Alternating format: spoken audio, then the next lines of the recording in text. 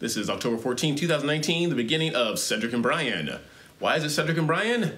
Because the most important name goes first. You ready to do this?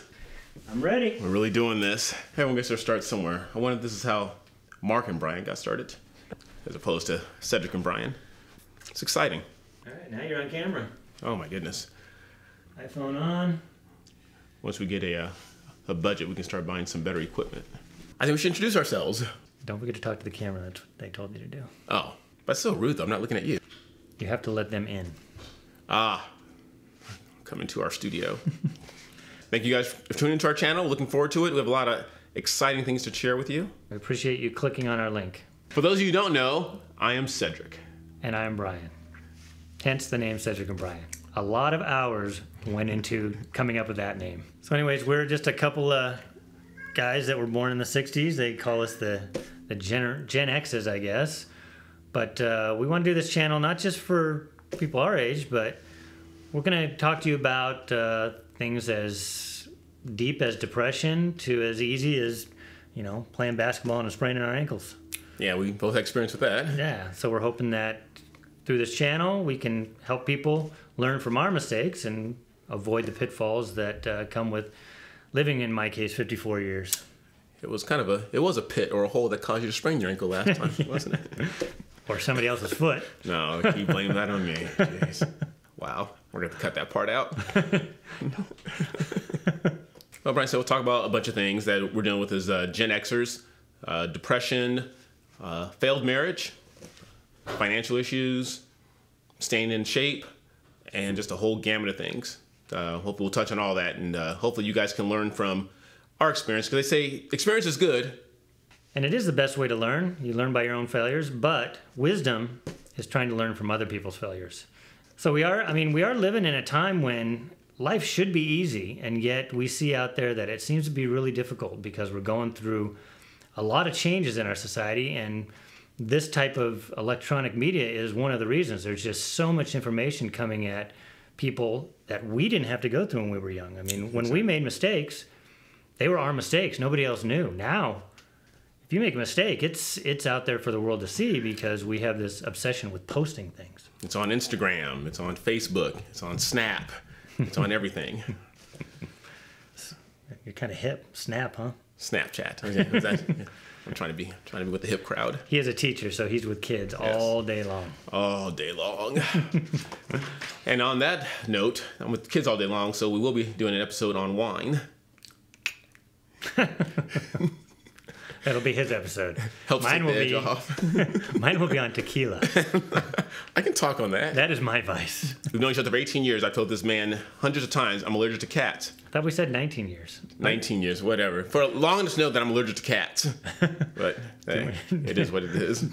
Don't you want to see him swell up and tear up on camera? Wow. Just insensitive. Would you like me to put the cat out? No, the cat's fine. It's Cat's house. I'm just a visitor. Now I'm going to look like an ass. I'll just deal with it. After all, I'm just visiting. What do you think, O'Malley? Oh, jeez. Incredible. I put a vapor barrier. You're fine. So we're going to go into the story, for those of you who didn't see the first, our pilot episode, on how we met. I was going to a local 24-hour fitness, and that's where I met Cedric. Yep, I remember that. I was, and you guys will see this later when I show pictures of myself early on, that I was the original Urkel. Went to the gym, decided I was trying to get back in shape, need to get back in shape, got up early one morning, went to the gym, had no idea what I was doing. Maybe we'll do an episode on that, on what to do in the gym. Had no idea what I was doing, and I do believe I was doing the dumbbell shoulder press. I do know that much now. And I was struggling with it, and then I don't remember the exact weight that I was lifting, or trying to lift, but I am an outgoing person, but it's like the ego comes into play. It's like, especially at the gym, guys, you know what I'm talking about. When you're first starting out, the ego comes into play, and you want to look macho and you want to look strong, but it just wasn't happening for me at that moment. And who approached who? You approached me. You approached me. I think you were afraid that the dumbbell was gonna. I was struggling. Yeah, it was gonna hit him in the head. Like this, and we didn't talk about politics, religion, money. He opened with something simple like, "Do you need a spot?" And I didn't even have time to think about it. I put my ego to the side and said, yeah, actually I do need a spot. And he goes, I'm working on the same muscle group that you're working on. Seems like, why don't we just work out together? 19 years ago. Yep. At the end of that workout, he said, you want to do this?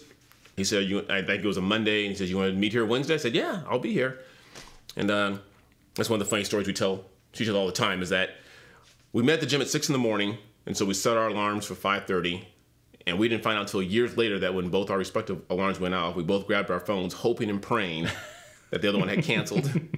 But since I didn't get it canceled from him, and he didn't get it canceled from me, we got out of bed and went to the gym. We're working out for about a year and a half, and then I was about to have my third child, and we needed another place to live. So we moved to a place called Corona. I was missing my friend here, so I told him, hey, why don't you come out and check out this area? And I think he knew some people here already, right? I knew a few people, but that was the same scenario. My wife and I, at the time, we had already had 3 kids, twin daughters and a younger son.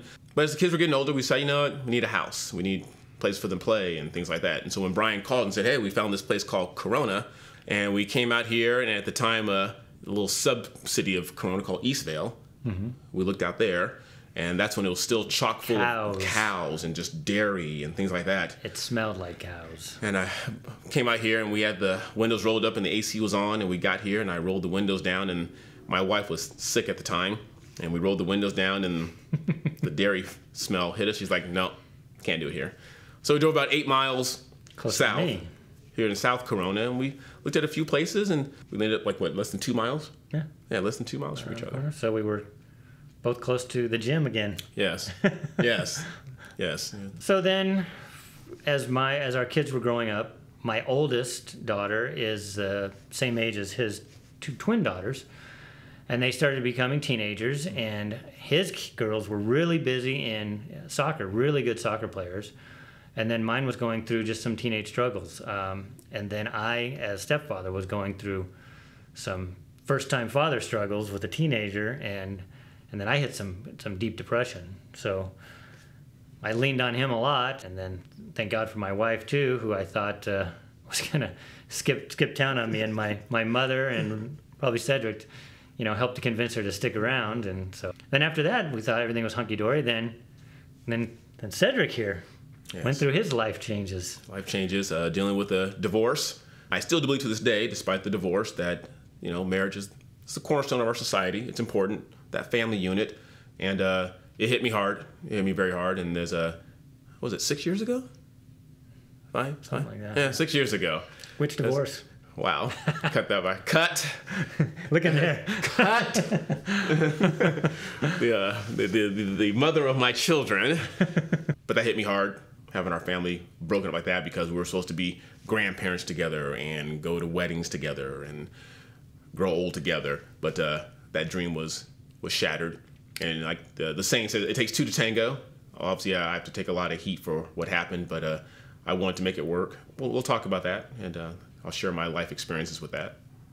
Do you have any tissue? I'm going to choke up. So you can see he's over it.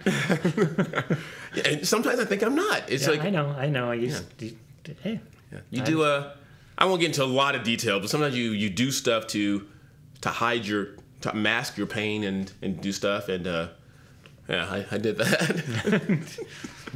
And then he went and got himself married again.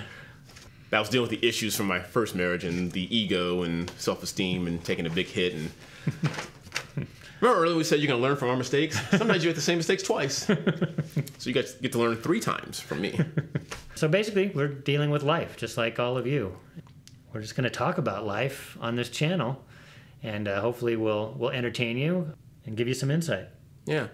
This is really weird. This is awkward. I mean, as things will go on, we'll get a lot smoother, but I'm still dealing with the fact of what do Cedric and Brian have to offer?